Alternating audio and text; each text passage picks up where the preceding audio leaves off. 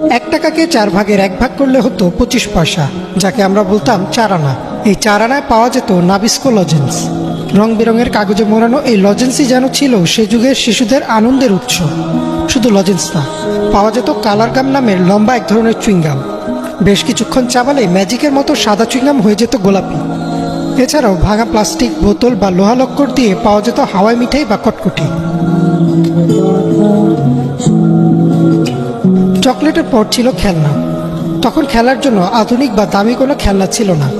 বৈশাখী মেলা কিংবা ঈদে ছেলেদের প্রথম পছন্দ ছিল টিনের পিস্তল, আর মেয়েদের মাটির হাঁড়িপাতিল। আর কারো কাছে যদি ইয়ো থাকতো তাহলে তার কথাই নেই। প্লাস্টিকের স্ট্রয়ের উপর পাখা লাগানো এক রকমের হেলিকপ্টার পাওয়া যেত। হাতে ঘষা দিলেই উড়তো সে হেলিকপ্টার।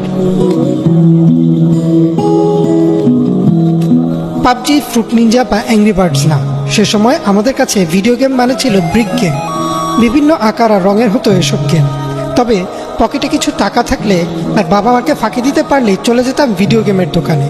মোস্তফা, ফাইট 97 বা মারিন। 1 টাকার কয়েনেই বাজিমাত। তখন ছিল না অনলাইন র্যাঙ্কিং। 1 কয়েনে মোস্তফার ডাবল ড্রাগন বস মারতে পারলেই এলাকায় হইচই শুরু হয়ে যেত।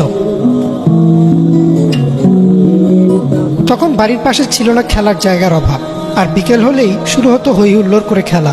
কানামাছি, লুকোচুরি